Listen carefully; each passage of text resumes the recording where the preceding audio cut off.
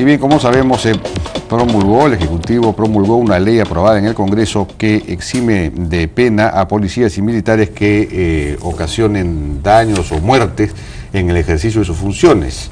Esto modifica el artículo 20, inciso 11 del Código Penal. El artículo 20 decía o dice lo siguiente: está exento de responsabilidad penal, inciso 11, el personal de las Fuerzas Armadas y de la Policía Nacional que, en cumplimiento de su deber y en uso de sus armas en forma reglamentaria, cause lesiones o muerte. Bueno, en la modificación que se ha introducido se ha eliminado lo de en forma reglamentaria y ha quedado de la siguiente manera: está exento de responsabilidad penal el personal de las Fuerzas Armadas y de la Policía Nacional del Perú que en el cumplimiento de su deber y en el uso de sus armas u otro medio de defensa, se ha agregado u otro medio de defensa, cause lesiones o muerte. Es decir, se ha eliminado en forma reglamentaria y se ha agregado en u otro medio de defensa.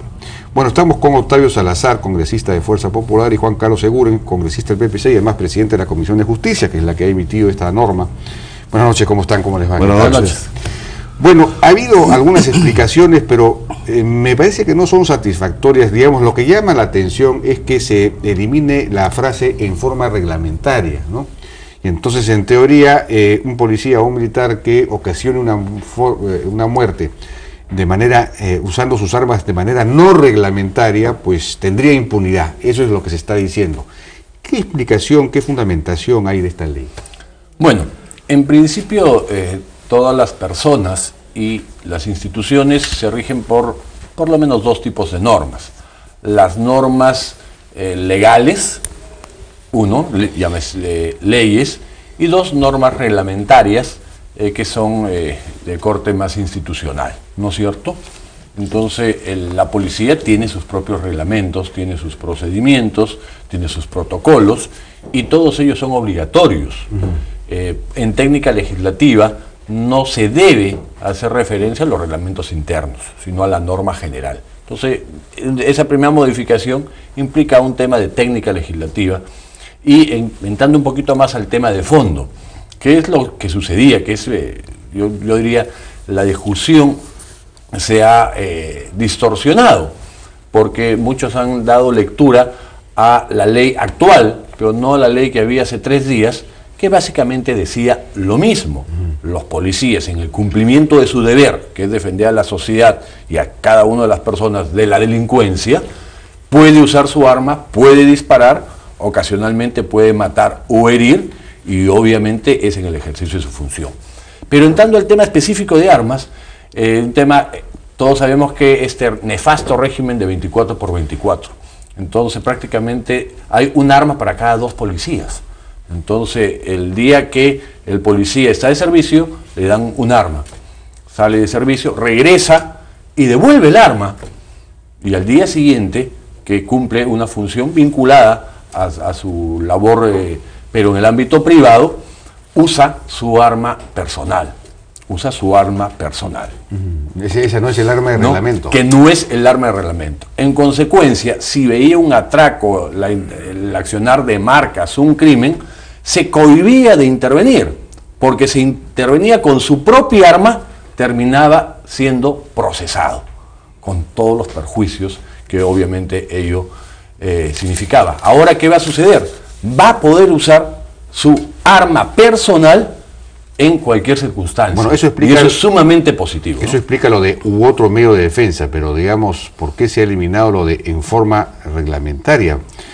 Como digo, nadie puede actuar fuera de la ley o sus normas institucionales. O sea, ese es un tema de perogrullo, por eso te digo, ese elemento es intrascendente, es un... Bueno, Pedro Esparado decía que... tema de técnica legislativa. Pedro Esparado decía que lo que se buscaba es proteger a los agentes policiales de los procesos penales. Cuando ponía un ejemplo, cuando el policía se enfrentaba a balazos contra un delincuente o sicario, tenía que pasar después 2 o 4 años de juicio frustrando su ascenso.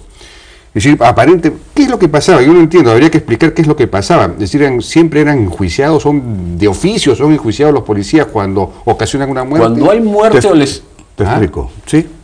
Ahí terminó. Cuando hay muerte o lesión, siempre, en todos los casos, seas autoridad, seas policía, seas civil, en cualquiera de los casos, existe una investigación preliminar a cargo del Ministerio Público.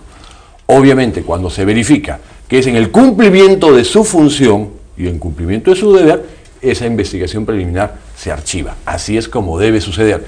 Pero si había actuado con su propia arma en defensa de la ciudadanía, era encausado, era procesado, no se archivaba la denuncia, sino seguía todo un largo juicio con todo el perjuicio económico, porque hasta su abogado tenía que contratar. De acuerdo, eso explica una parte de la modificación, pero la otra...